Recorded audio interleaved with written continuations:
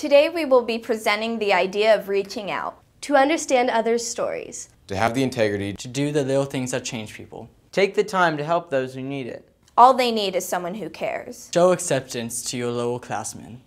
And remember a time when you were an outsider. Sometimes it's difficult to not isolate others because of your blind perspective. But strive to be inclusive. Not exclusive. Because who knows? You may just start a ripple effect.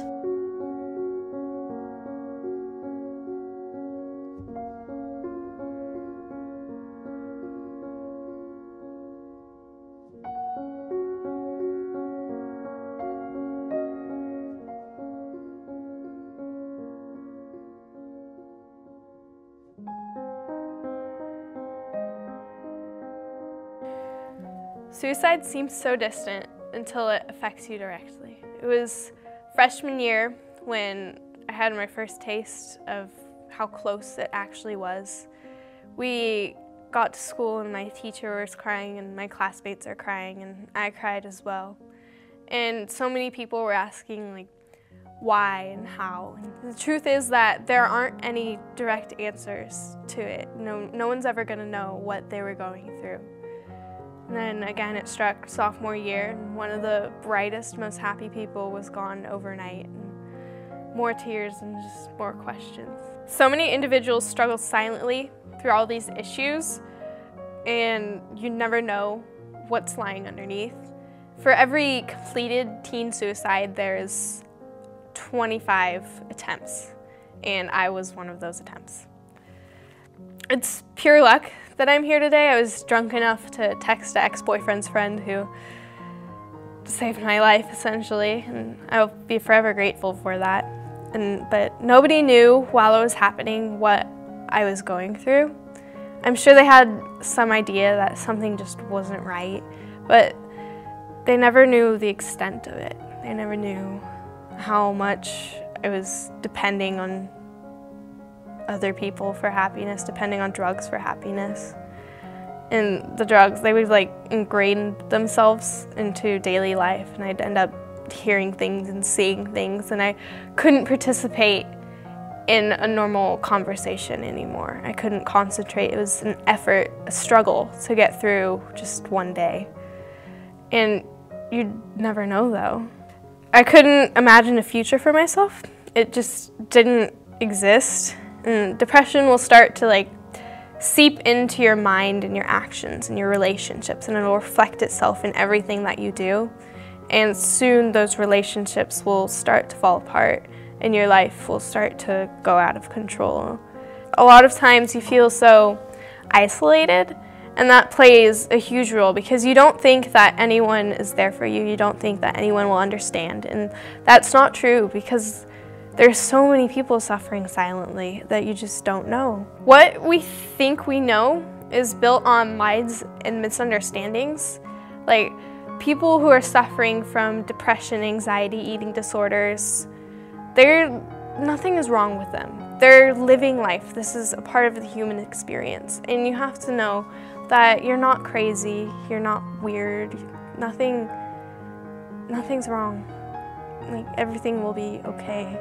Society and culture will try to shame and silence those who struggle with issues, but the more that you face them in silence, the more you deprive others of knowing that they're not alone.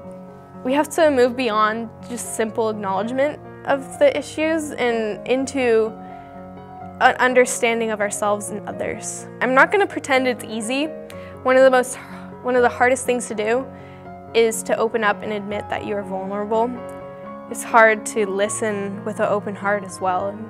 In contrast, just think about how easy a simple smile is. Like, I don't know, a simple smile, it'll make your eyes crinkle and your face light up, and it can actually release endorphins that make you happy. Simple actions like a smile or forgiveness or an apology can change someone's course in life, and it's so important that you remember how much each little thing you do can affect something. It's funny how sometimes the little things like a smile are answers to problems that are just so big. And then a smile, it can lead to a conversation, and a conversation can lead to understanding. And when I was in the psych ward, I was exposed to people that I would have never talked to before. They were some of the most genuine, sweetest people I've ever met. And they're just absolutely incredible. To hear their stories was to look at things a different way. You get so much perspective just from learning from each other, from listening. And it's so much more than superficial gossip, which is most conversation. And I don't know, I find it hard personally to include myself in that. Like, friends will all be standing around being like, oh my God, guess what happened on Twitter? And I'm silent.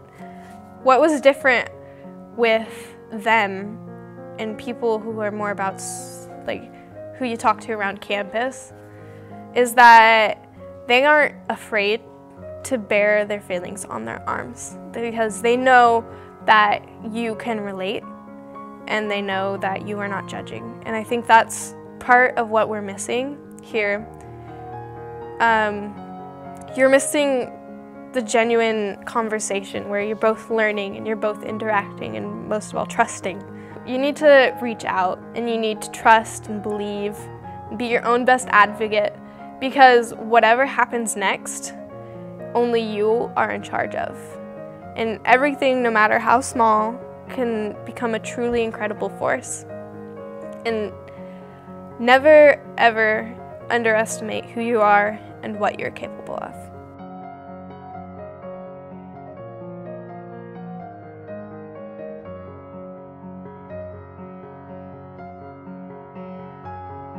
I think that at Granite Bay there are many defined cliques, and what most people don't realize is that when they're in these cliques, they're mainly excluding people from their groups. I do think there's a problem with cliques at Granite Bay. There's a lot of kids being excluded and not being accepted and not even given a chance to fit in with different groups of people. But they should be included because you don't even know who people are until you meet them or have a chance to know who they are and talk to them on a personal level. As a student at Granite Bay, there are cliques. It's sad to see so many people excluded, and I feel like as a school we should be more inviting of people to join our social groups.